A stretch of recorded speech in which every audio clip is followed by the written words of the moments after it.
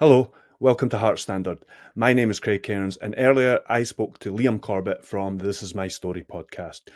We looked at how Hearts are doing under Neil Critchley so far. We looked back to the time of the appointment and we delved back into the summer recruitment.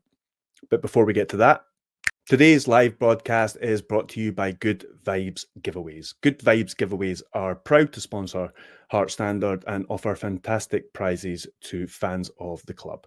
Prizes change weekly. They include tech, gadgets, days out, weekends away, tax-free cash, and even OASIS tickets. Get your tickets now at www.goodvibesgiveaways.com and enter for your chance to spread the good vibes. Remember, if you haven't already, please subscribe. A large number of you watching haven't yet. It's only one wee click. It's completely free and it really helps us. Clicking subscribe doesn't even bother you with any unnecessary notifications. But if you do want one every time we go live or post a video, then hit that wee bell and one will come your way. Now on with the show. So thanks for joining us, Liam. I suppose the best place to start would be, since we're talking about Neil Critchley in general here and how Hearts have got on under his tenure so far. How do you feel things are going so far? I think it's been fairly positive. If I'm being I think he came in a bit muted from where we were, but I think that was probably a victim of the Bloom stuff in the background and where we were and the sort of the path that we're going down. So he kind of came in a bit muted. People weren't buzzing or jumping for joy, but I think that he silenced them since that, myself included. I was not a detractor, but I'd kind of built myself up that we were going to go down a different route. Uh, I wanted experience. I feel like that's what we've lacked for a long time. When I think of the last 7 Hearts managers, Craig Levein being the most tenured and most experienced, but everybody else has kind of been untried, untested, first job in management, first job in Scotland type stuff. But all that has been blown out of the water in terms of the intensity, the tempo, the way we want to play, some of the results. The results probably haven't gone as good as what we probably would have liked given some of the performances. But the early signs and the sort of shoots of recovery are there for everybody to see. So yeah, I'm fairly pleased where we're at right now, which is weird considering we're second bottom of the league into the second international break. But we're in a much healthier place than we were at the first international break. It's actually the third international break, I think. Oh, is it? There's more of them now. Yeah, they're just squeezing as much as they can into that calendar. Any I'm free sick of space Scotland. is a Sick of victim. Scotland. I'm sick of I'm sick of it. I don't mind watching them usually, and I'm getting sick of them at the moment. it. So going back to when you said that Critchley, I mean, you clearly weren't alone. I mean, I was a bit sort of nonplussed about the appointment and kind of waiting to see what kind of happened. I just held my hands up and was like, I don't really know. What kind of appointment were you kind of looking for at that point? I mean, you're saying about experience, but were you kind of thinking someone in the short term that can get Hearts up the league, and then maybe when that reaches the end of its line, then look for something more progressive, for want of a better phrase? Yeah, I think we probably all got a bit carried away. The Bloom or the Star Lizard, Jamestown analytics stuff in the background.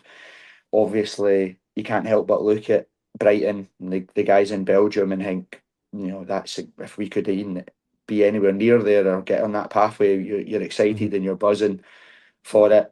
And although I was of the opinion that, like I said, I would have liked to experience. That was my caveat. I think that we've done the experiments, we've done all that stuff.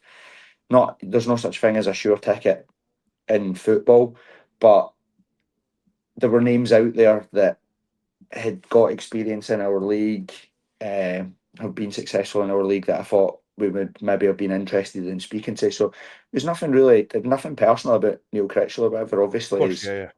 his background in the youth setup at Liverpool and the people that he's managed under there is highly impressive. And then obviously he had a very successful first spell at Blackpool which then opened the door for his next adventure at QPR, which didn't go to plan. But then who does go to plan at QPR? They're an absolute basket case of a That's what I football said at club. the time as well, man. I said, Yeah. like, just discount that from everyone. I'm Yeah. happy for people to scrutinise his record and say, oh, the last spell at Blackpool maybe wasn't great and things like that, or like jumping ship to Aston Villa without saying anything. And there's legitimate criticism there, but just discount that 12 games at QPR. I mean, they are, as you say, I mean, as far back as I can remember, they've been a basket case when it comes to appointing managers and throwing money at things. And to be fair, it goes under the radar, but this is what 10 years under Anne Budge. It's our 7th managerial appointment in 10 years. Like we're being a bit of a basket case ourselves. We're a yo-yo club, as we're seeing right now. Mm-hmm. This season, it's highlighted and amplified even more by the fact that Aberdeen are doing what people say can't be done. You know, at the end of last season, folks saying it'll be really difficult for Hearts to challenge and split the Old Firm, and it's a really difficult. Aberdeen are 9 points in front of Rangers and look like they're never going to be caught. And realistically, that should be us. The bedrock that we built last season.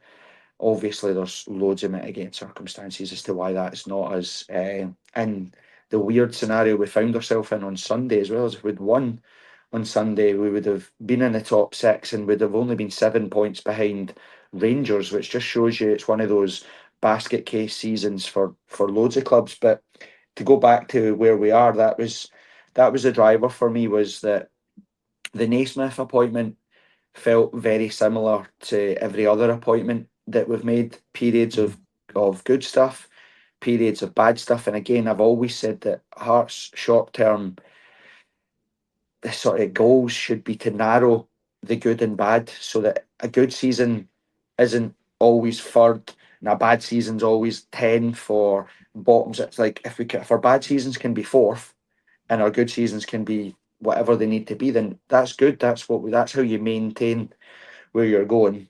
And luckily, Aberdeen right now, did that for a number of years, didn't they? Yeah, they consolidated what they were doing, and with this boom and They bust never stuff. made that.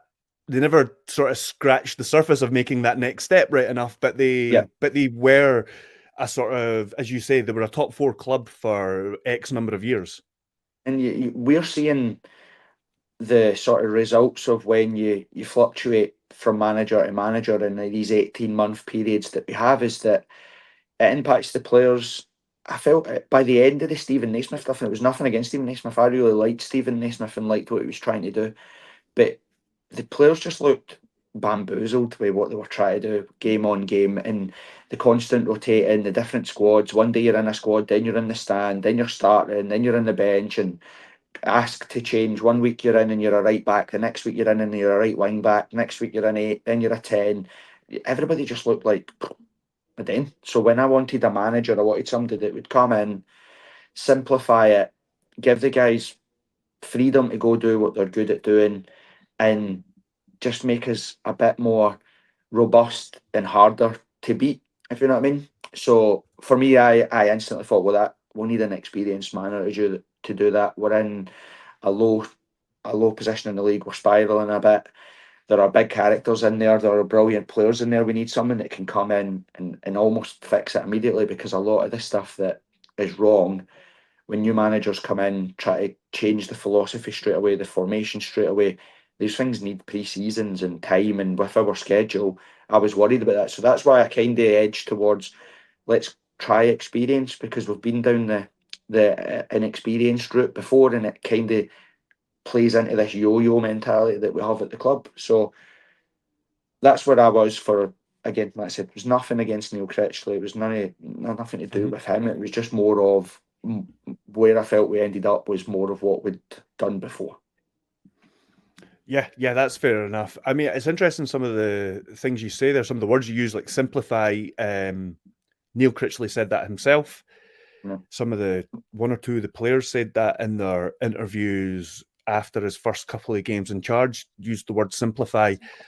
And it seems that he has done that to a large extent. He has a core of players that he sticks with.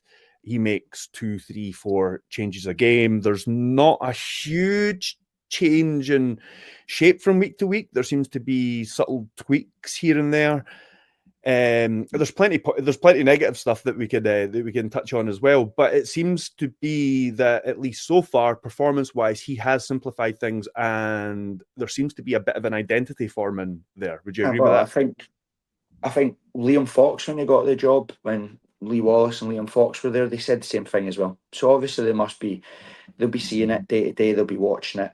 And I said before the season started, when Stephen Naismith was still in charge, that I hoped that he didn't fall into the pitfalls of Barry Robson and Robbie Nielsen when you have group stage football. So you automatically think, right, I need 2 players for every position. I need a team for Sunday. I need a team for Thursday. And that's what we ended up trying to do. We tried to have a formation for Thursday, a formation for Sunday, teams for both. And it just looked like nobody knew what they were doing. And then Liam Fox came in, took the job, and the first thing that he said was, we're just giving the players simpler messages, giving them stuff that they can do. Dropped all the new signings. But it's worked wonders, because again, I go back to, and Stephen Naismith will learn from all this. I know that he will. He'll go on to be, of course, he'll go on to be a much better coach and be a very good asset for another club. But Blair Spittle is case in point as to where we were just getting it wrong in so many ways. In pre-season, we played him in the 6, and Naismith was in the press saying, I wanted to test him, I wanted to put him out his comfort zone, put him in a place to see if we need to rely on him here, there and everywhere. Neil Critchley, Liam Fox came in and said, we're going to play him in a 10, we're going to play him further up the park, we're going to get him involved in the further, like the upper ends of the park. And he's been sensational since he moved into that space. Cammy Devlin, for all last season, Stephen Naismith spoke about trying to get Cammy Devlin further up the park to score goals, trying to mould him into being more like a 10. And I'm like, Cammy Devlin only has Cammy Devlin things about him, which is run about, try hard and win tackles. Give the ball to someone else to make the passes, give the ball to someone else to score the goals, create chances, because it's not his game. It's not what he does. And I think that there was too much of that. There was too much of that going on at the club. And you've nailed the best thing I've liked the most about Neil Critchley since he's came in. We've had roughly the same 16-18 squad every single game, and he's just tweaked it before. So the right back will drop out and a right back will come in, a left back will drop out, a left back will come in. They'll shift over and play a 3 or you know what I mean? But it's no reinventing the wheel, it's the same stuff. So it's the same message week on week, and I think that's what killed the players before. Is if you're a right back and you think, right, I need to get in the team as a right back, and then you're asked to go play as a right back and you play okay or indifferent or whatever, but then the next week you're asked to go be a right wing back. They're 2 completely different positions. Yeah, they're on the same part of the park, but your spaces are different, your trigger points are different, where you stand in the pitch is different. And it's like, well, I'm new to this team. I've came from Bradford or wherever it is, and now I'm being asked to work and play in 2 different places. And Salazar's a good example of that. He was chucked in out of nowhere for a full 90 minutes versus Motherwell away from home. He looked absolutely out his depth, like he hadn't a clue what he was doing, and he's never featured since. Do you know what I mean? And you think, well, give him a chance. Give him a chance. Like what what an experience that is for your first game in Scotland, away to Motherwell, where we're being battered. So yeah, I like how simple the messages are. I like the style of play. It's attractive in terms of it's on the front foot, it's aggressive, and to be honest with you, it's everything that we kind of want from Hearts, which is blood and thunder. And if it falls short, it falls short. People accept it. Watching teams overcoached and overthinking opposition and trying to be smart and watching what they've seen on Match of the Day on the Saturday and try to put it into play when they fans see through all that. That's not what Hearts is. It's not what Hearts is all about. You want players in their best positions, giving their best, and if it falls short, like Heidenheim at home, they'll get clapped off the park. They'll get, that's all we want, is to know that you tried your best. If it didn't work out, it doesn't work out. Same with Sunday a bit at Rangers. We played well. There was disappointing aspects, but yeah, they deserved further effort, and in comparison to other results at Ibrox, I guess, or other performances at Ibrox, at least they had a go rather than just sat on the edge of the box for 90 minutes, which has been done many times. You spoke about the recruitment there. I suppose that's a good thing to kind of go on to talk about maybe one of the more negative aspects or one of the issues that Critchley is going to have to sort out. And that's, I mean, everybody was praising the recruitment in the summer. And now we've got to the point where it looks like we're going to have to clear out a few players. I mean, Well, I see. I've got a slightly different view. I don't think the recruitment we did in the summer was bad. The problem that we have is we have a sentimentality at the club where we allow players to stay. Like, Right. how many times are we going to give Craig Halkett and Liam Boyce the opportunity to come back and stay fit and remain fit before we say, I'm really sorry, but you're a wage, you're a space, you're a person. You'll go, you're free to pastures new, on you go. How many managers are going to come in and say, oh, I could get a tune out of Barry Mackay and all that? Because Especially there's with the not money. exactly, and all that stuff. And that's where I think the problem is. I think that we had too many players that were hoping can come back to their past glories. If you actually look at the core of the squad from Robbie Nielsen's season where we finished third, got to the cup final, all that sort of stuff, like Gordon, Devlin, Halkett, Boyce, they're all still there.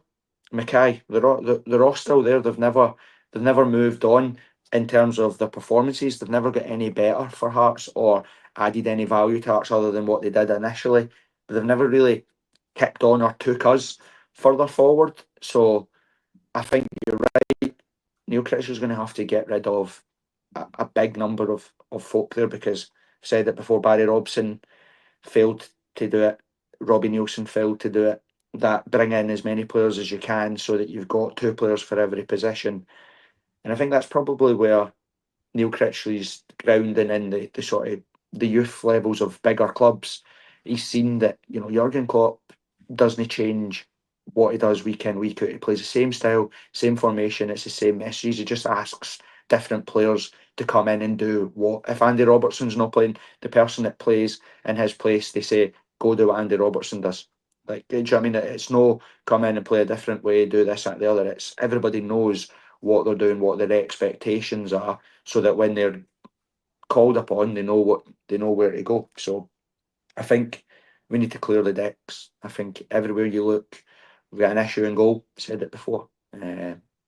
It's nothing. We've got two outstanding goalkeepers. One of them's an absolute club legend. He's a world class goalkeeper. I've said before. For me, he's the only Hearts player that I think we can genuinely argue has been world class. In terms of that, as he would have walked into any side in Europe in his prime. We can't say that about every player we've ever had. But the stats back up that we were a better side defensively was under Clark in goal. We look more structured with Sander Clark there. Craig Gordon's kicking is an issue. I think you've seen that on Thursday against Heidenheim. We're trying to take short by kicks. They'll press us 10 yards further up the park. If they press us well enough, the outball is Craig Gordon. His kicking goes 30, 40 yards, doesn't get out our half, and they win the ball back, and every single one of their players is in our half, so they squeeze us and press us further up the park. But that's Xander Clark has his issues as well. But again, that sentimentality, he's a 42-year-old man that can't continue to play year on year on year as much as he would love to. Somebody had to be a bit more like mean, if that's the right word. Somebody had to take control of that situation. Naismith said, "Oh, we can have two goalkeepers and we can rotate." And if you look at the timeline, Xander Clark was the number one until we played Spartans in the Scottish Cup. I think he had the joint most clean sheets in the Premier League. We looked defensively solid. Then we started rotating between Clark and Gordon, and both of their performances dipped, if you know what I mean. So we've got a situation there that needs to be resolved because we actually could lose two goalkeepers in the summer. Yes. I actually, I like don't disagree with anything necessarily you've said there. It's weird for me because they both have different things about them, which they both have different strengths and weaknesses. But I actually couldn't tell you right now who's the better goalkeeper. I honestly don't know. I mean, I suppose Critchley will have a better idea of what fits in better to what he's trying to do at the moment. But I think when you take their relative strengths and weaknesses into account, I find it difficult just to definitively say which one's better than the other. And I'm more comfortable now knowing that I think that Craig Gordon's in goal on merit. I think Neil Critchley sees him in training every week and thinks, right, he's my number one, so he's playing. I'm happy with that. Last season, when it was, oh, just bring him in and drop the best performing keeper so that we can keep another keeper happy, that's when I started to be like, that kills dressing rooms, that kills football teams, because the argument's the same now with Shankland as well as in Vargas. Yeah, they're both on their day, and Shankland's been unbelievable for Hearts in the past 2 seasons. But if he continues not to score, you can't just keep playing him and hoping that it gets better. You have to give James Wilson a chance, because James Wilson's has scored. If he doesn't take it, he doesn't take it. And that's why I'm a bit more comfortable now with Neil Critchley, because I think the players that are coming in and dropping out, it's on merit. You know, they're keeping their place because they're playing well. They're dropping out because they're injured, or we're keeping them for other days. There's a reason behind it. Whereas sometimes before, under Naismith and Robbie, it felt just haphazard. It felt like, oh, let's try something different. Let's try and reinvent the wheel and put somebody in for left field and then drop them out and change formation. This feels like actually there's some proper reasoning behind it. So Craig Gordon's the number one right now because he's probably there on merit. So I'm not bothered with that. And the rest of the recruitment, like I said, I don't think it's. I think really Panda so far has probably been the only one where I'd have questions. I don't think Musa was brought in to be a starter. Ogie Koki, I don't think, was brought in to be anything other than competition there. He's got Forrester there as well, and both of them have been brilliant replacements, if I'm being honest with you. They've done well. Danda's the one that just can't seem to fit into the team. You know, he's a big fish in a small pond. He's now at a big club. I don't know if it's the expectations or if it's his start. He started superbly against Rangers and then was dropped. And I That don't goes know if back to something you were saying earlier, though, because Barry Mackay was decent in that game, and then the next week he's in a number 10 on the left wing. I think he played. And the next week he's a number 10 in a back three against Dundee, and he's barely kicked the ball since. Now I know that could have happened to Barry Mackay anyway, regardless if you change your position. That would fit into Barry Mackay's recent Hearts career anyway. But still, it seemed like an unnecessary change that sort of like put him on the back foot. Just to kind of finish off then. And to kind of follow on from what you're saying there, the problem then appears to be sort of less recruitment and more, as you said, who was kind of allowed to stay. Because one of the big mistakes and one of the big issues we're having at the moment, the change of managers exacerbated it, but is that there's no other option up front. And Boyce was basically chosen at the start of the season to be that plan B in attack. Yes. And we've seen it. I think Naismith tried it out of desperation a couple of times towards the end. St Mirren and maybe another game. Pilsen. And now he's Pilsen, and now he's just dropped out completely. And I don't know, we probably won't see him kick a ball for Hearts again now, will we? Well, again, it goes back to what we've said before. It's that sentimentality at the club, you know, where they kept. I noticed in the pre-season videos from the warm weather training camp that some of the boys were calling him a mentality monster, because obviously he's had loads of injury setbacks and he's come back. But I've said we got a glimpse into Liam Boyce's mindset. He went from being number 10. He went to the club and asked to change to number 27. Like, that kind of tells you where he was in his head as to how no one says, "Oh, give me the 27 jersey." Like, do you know what I mean? It was his old number before. So was it definitely that he wanted a squad number, or was it that he wanted his favourite number back? He changed. You go for a number 10, which is the optics aren't great, I suppose. Yeah. So I don't know if that just shows you. Yeah, but I don't know if that just showed you his own mentality, where he'd kind of maybe looked at the squad, assessed where it is, assessed his own age, assessed where he was, and thought, actually, do you know what? The fairest thing to do here is to move aside, let somebody else come through that can get some game time. I'll still play my part in the squad. I'll still do what I want, but I don't back myself to play week in, week out, or every other week and contribute.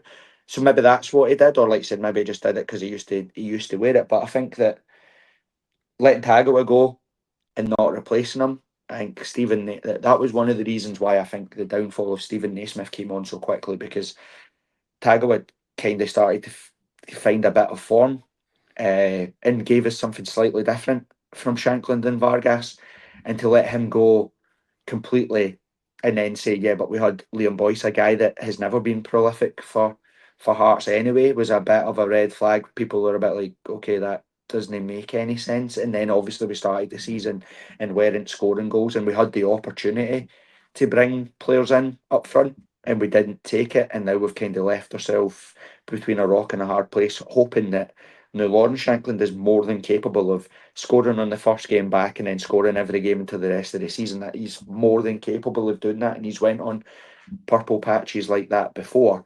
But you can see by the way that Lawrence Shankland is playing, he's carrying the world on his shoulders. Like his interview after the Headline game, he essentially blamed himself for Hearts not winning when two or three other players missed sitters as well, and he only really had one clear cut chance. And I look at like Sunday as well, the hold up play in the pass for He was Vargas. brilliant, by the way. He was just not in any position to score a goal at any point, but he was really good. What he did is in that sort of number 10ish role. He just doesn't get that service back, if you know what I mean. So then exactly, it means, and he did get it last season, but he was taking a touch on the edge of the box and outside of the left foot, curling them into the top bag. There was times when he was doing both roles himself last season. It was outrageous. So that was a mistake, and I think the club will address that. And I'll go back to the sentimentality thing. I'll be interesting to see what Neil Critchley does, because it's pretty clear Lon Shankland's not going to sign a new extension. So does Neil Critchley thank him and say, you're as well just leaving now? But in the January transfer window, get what we can get for you and go? Or, because again, there's not a dark cloud hanging over him, but he's the club captain, he's leading the players. If he's got no intention of staying at the football club for what we're building, does Neil Critchley get a head start and start looking to the future and saying, right, well, actually, James Wilson then play with, we can get ourselves out of the trouble that we're in. Think, right, well, we're not going to go down, we're not going to get to where we want to be for the season, so now let's start embedding players that we think we've got value, that we can get motoring or whatever. I don't know. It'll be an interesting one to see what happens. Yeah, a lot of it's going to be dependent on his and, of course, Hearts' form between now and then, I guess. But thanks very much for joining me, and please, everybody, check out This Is My Story if you haven't already. One of the 47 Hearts podcasts that are out there. The most tears and snotters. Exactly. If you want a wee bit close to the bone sometimes, then get yourself over there. Thanks again, Liam. We'll see you soon. Cheers, lad.